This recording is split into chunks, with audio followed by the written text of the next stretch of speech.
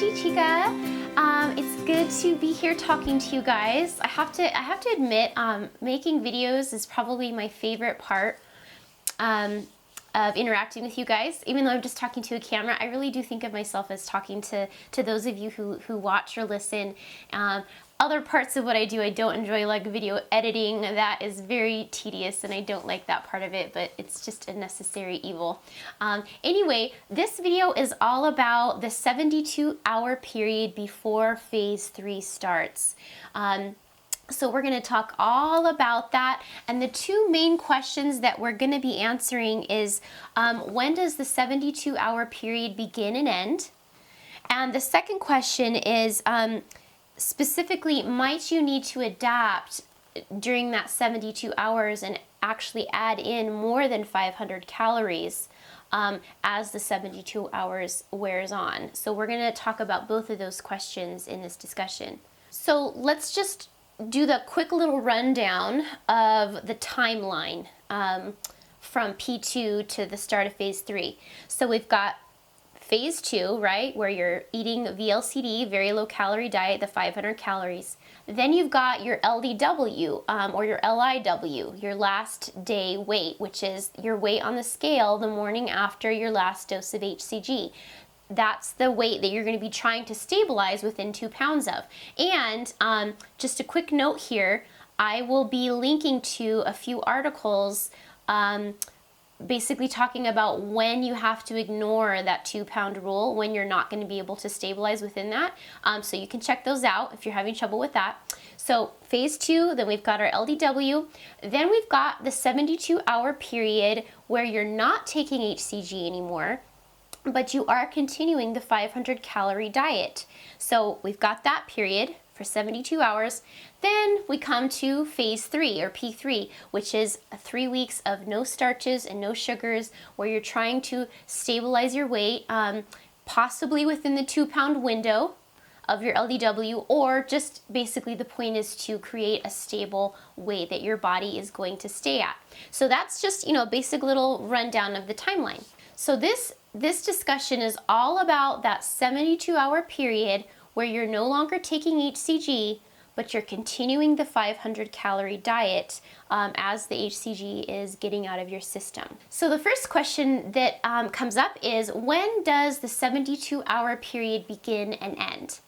One thing we should clarify right now, because this is actually something even I've gotten confused about more than once, is that the 72-hour period starts immediately following your last dose of HCG.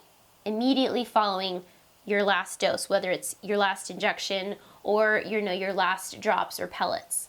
In the past, I had actually thought it was 3 days after my last injection day, which that's not accurate. If you did that, you would actually end up extending how long you were doing VLCD without HCG for another 24 hours, and you don't want to do that. So your last dose of HCG day is included in the 72 hours. Technically speaking, you're actually only continuing the VLCD diet without having taken any HCG for 2 days. So I actually have a whole table. I'll hopefully put it right here on the video if you're watching the video. If you're listening, go ahead and check out the blog post if you want to see the little table I created to show you. I have every day of the week listed for your last dose of HCG, when you took it, and when your phase 3 would be starting.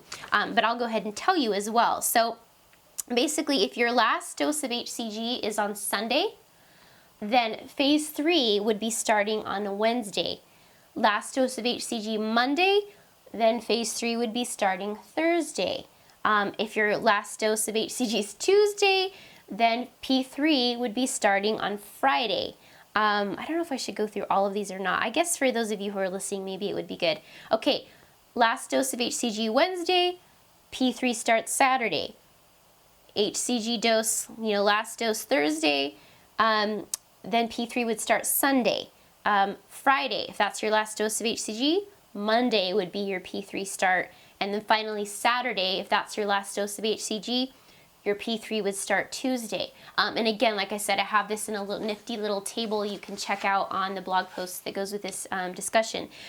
So One other little note for injections users, usually people doing injections, you take not their last dose, just every dose they take in the morning, their injection. So what that means is, if your last dose is in the morning, then of course your P3 will start the morning of the days that I just listed. So as an example, your last injection was Saturday morning, then Tuesday morning you get to start phase 3. Now for drops and pellets users, if your last dose of HCG is in the evening, then your P3 would start on the evening of the days I listed. So again, as an example, you're finishing up your prescription drops on Saturday evening, then that following Tuesday evening is when your P3 would start, and you can have a nice, yummy P3 dinner. So anyway, so it's just good to clarify that, because like I said, I've been confused about that on more than one occasion. So you definitely don't want to have to go longer than necessary on the 500 calorie diet without the HCG, as it's leaving, for sure. So let's get into next about, why this is part of the protocol. So apparently when you take HCG, it takes a little time both for the hormone to get fully running in your system, hence the loading phase, and for it to get fully out of your system, which is what the 72 hours is all about. I wanted to find a little bit of proof to show that HCG does take time to leave your system. So when I went searching online, as some of you may know, HCG is also used as a fertility treatment for women who are trying to get pregnant. And what they do are they call them HCG Trigger Shots, where they'll give a woman a one-time dose of 10,000 IU HCG all in one shot. Now, of course, for us, we have one little vial of half that, right, 5,000 IU, and we're using that spread out over like 3 to 4 weeks. So, totally different scenario here.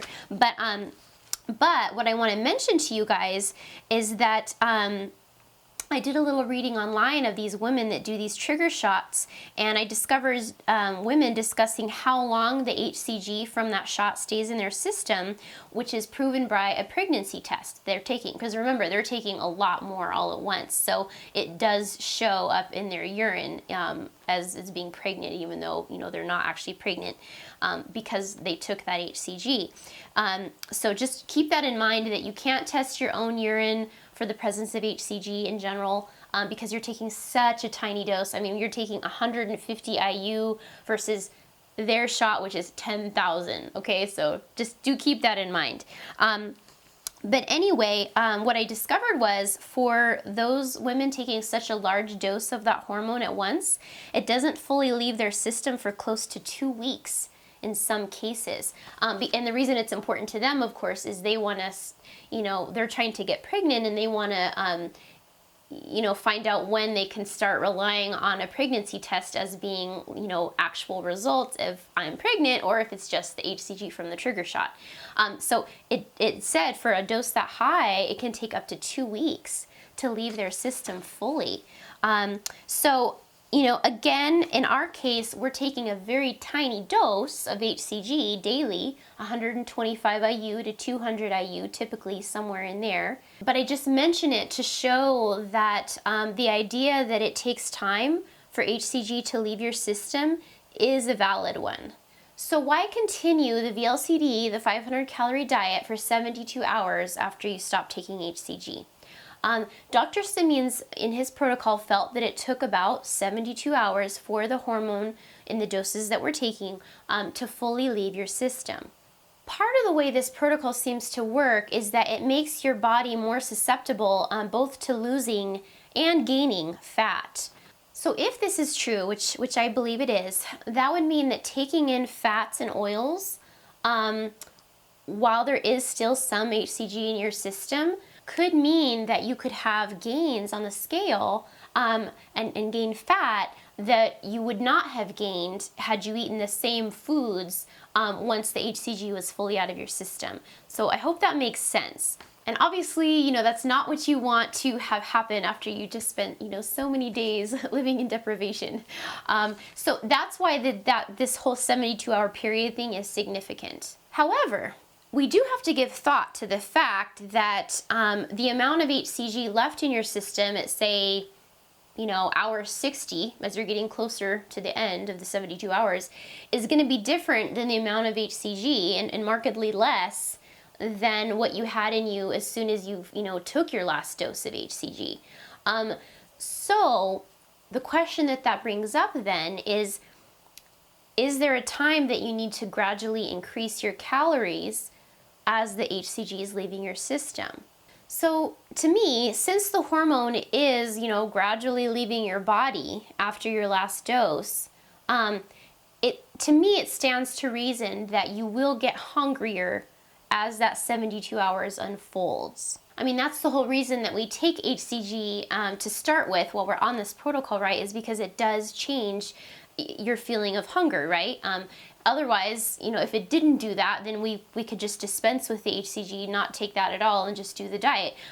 But for any of us who have actually done this protocol, we know that being on a certain dose of HCG makes a huge difference in our hunger, and that's why we do it. I would not do this protocol without it. So obviously, if it's leaving your system, you're going to be getting more hungry as you get closer to P3. And that is actually the experience that I had. Basically, as I got, through the 72-hour period, I found myself not only getting hungrier, but I found myself kind of getting like low blood sugar. And, those are two things that you don't want to be experiencing, because that's the type of thing that can lead to kind of ravenously grabbing something that you shouldn't and eating it and stuffing it down your face because you're feeling shaky and weak. So I do feel that it is appropriate, where needed, to incorporate more calories in order to not feel overly hungry, during this 72-hour period. So that leads us to the question, how do you go about eating properly during that 72 hours then? Basically, there's three principles that you can go by, I think. One is that most likely you will only need to add calories towards the tail end of the 72-hour period. As far as how many calories, it's gonna be best to go by hunger, but my guesstimate is somewhere between 200 and 500 calories. The second thing is to continue to be vigilant about keeping out fats and oils still stay away from that. And then the third thing is to eat more P2 foods for the makeup of those extra calories. Specifically, proteins and vegetables are going to be your best choices, and then after that, fruits, if necessary. But hopefully, mostly from more of the protein and the vegetables for those additional calories. So those are the three things. You probably will only have to add them towards the tail end of the 72 hours. Be vigilant about keeping out fats and oils, and the extra calories should come from more P2 foods, most likely, the proteins and vegetable choices. So I wanted to talk for a minute about why you most likely won't need to increase your calories towards the beginning of the 72 hours. If you guys recall, Dr. Simeons had instructed patients who did the longer, 40-day rounds, the 6-week rounds of HCG, that they were supposed to skip a dose of HCG once a week. And I did that on my longer rounds. I would skip a dose. And you know what? I really didn't find myself any hungrier on the day that I didn't have a dose of HCG, and of course I still did the 500 calorie diet. I didn't find myself hungrier. So kind of based on that, my guess is that, during the first 48 hours, as you're getting off HCG, you probably won't need to increase your calories.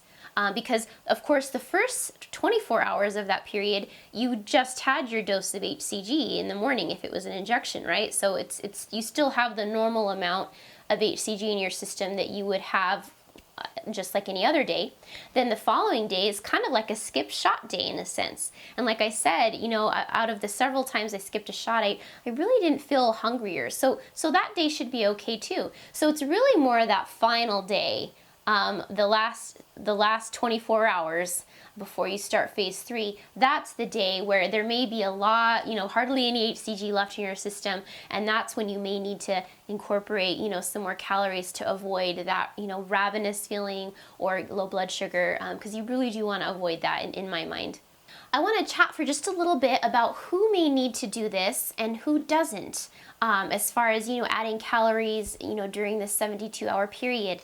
From what I've learned from Robin Woodall's book, a lot of you may know it, some of you may not. It's called Weight Loss Apocalypse, Emotional Eating Rehab Through the HCG Protocol. If you don't know about it, I highly recommend it. You can get it on Amazon.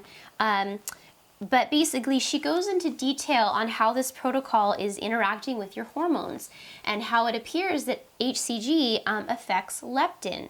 And if you don't know much about leptin, I've actually linked to an article in the blog post that goes with this discussion that kind of expands on what it is, so you can check into that. But basically, in a nutshell, leptin is a hormone that affects your hunger and how satiated you feel. And it fluctuates when you eat foods. Leptin goes up, leptin goes down, but it can be different in different individuals. Typically, people who are heavier have more leptin, and people who are thinner have less leptin. And that's important, actually, because it has to do with how comfortable you are during that 72-hour period that you're coming off HCG. So there's actually another really good article that I've linked to explaining leptin in our bodies, so you can check that out. But what's important to note is that leptin is much lower in leaner people, apparently. In fact, on page 130 of Robin's book, she says, many participants find as they lose weight, their hunger increases. And this is most likely caused, according to her, because the HCG can't stimulate as much leptin at this point as someone who is more overweight. So armed with this info, most likely leaner people will feel more hungry or much hungrier while getting off the diet. And people who are more heavy will feel more comfortable getting off the diet, and it won't be as obvious an experience like the, oh wow, I'm getting really hungry. So with that said, basically those who are fairly lean by the end of their round will most likely be the ones who will need to up their calories during that 72-hour period. And don't make it a rule, like earlier I said, well, the first 48 hours you should feel fine. Don't go by a rule like that. Go by your body's signals. If you're starting to feel hungrier even the first day and you're feeling weak, eat a little more P2 foods. In fact, I think more than one of us has found that, and I think Robin Woodall discovered this as well, that as you get leaner, even on P2 itself, on the very low calorie portion of the diet, when you're leaner and you don't have a whole lot more weight to lose, oftentimes you actually do have to eat more than 500 calories on a daily basis in order to get through the protocol comfortably. Because of that whole leptin connection with HCG, and just when you're thinner that you feel hungrier more often. So anyway, that's just good to keep in mind that if you're on the leaner side, this is going to very much apply to you. And if you're still heavier, it may not be as much of a concern yet, but as you get leaner, which you will, because you guys are going to be successful on this protocol, I know it, then you will, need to start thinking about, adding in a little more P2 foods as you come off the diet. So I have another question for you. How about you just start P3 early? Kind of like skip the 72 hours, or maybe just do 48 hours and just start P3 early. Is that a good idea? Well, I don't really recommend it. I've actually done that before and it didn't turn out too well. The thing is that there is still a little bit of hormone left in your system.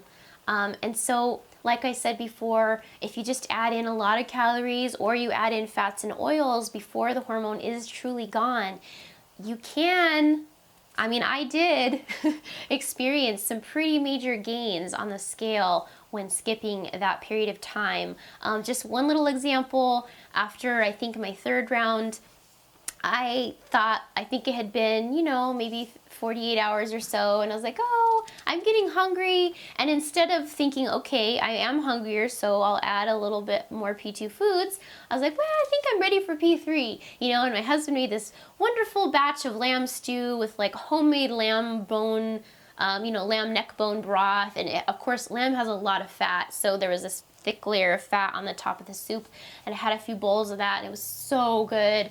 And I think I was up like, I don't know, 1.8 pounds the next day. And then again, I think another 1.4 the day after that, or something crazy like that. Not a good experience. And so, you know, you can correct it, but ideally, you don't want to have to correct. You want to just, you know, do it properly if you can, and have things go more smoothly. And the last couple questions that might come up, you know, in talking about this is, are you sure this is okay? Am I going to gain weight back if I do this, if I eat, you know, a few more calories during the 72-hour period? So I will talk about why I feel this method is reasonable. You know, we discussed a lot about it already, but one of the reasons that I feel it's reasonable is because if you actually look on page 52 of Dr. Simeon's original protocol, Pounds and Inches, it's under the section Duration of Treatment.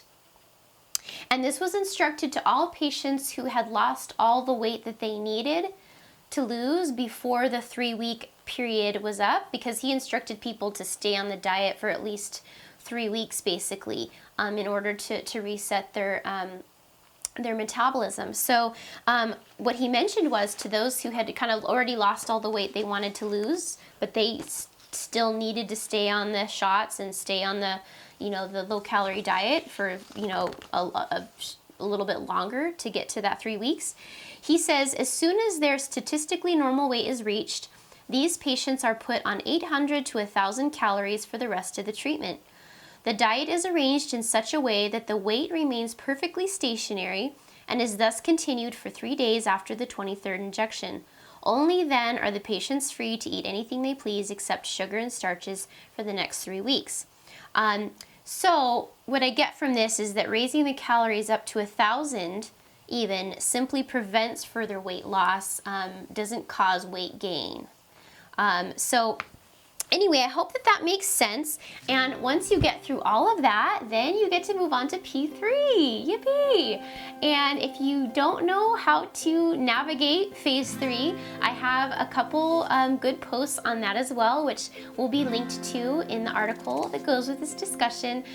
There's basically a doable way to do phase 3, and there's a best way to do phase 3. And you can check them both out and, you know, see what you're mentally and emotionally ready for. Both of them can work. And yeah, that's it. So I hope that that was helpful. If you guys have any feedback yourselves on, you know, getting off of HCG and how it's affected you, you know, just let me know in the comments. I'd love to hear from you. It's always helpful when people get to see the input of others and how things worked for them, so they can kind of figure things out for themselves. All right, you guys, take care. You can find me on Facebook, HCGChica, my blog, of course, HCGChica.com, and I'm on Instagram at HCGChica. All right, take care. Bye.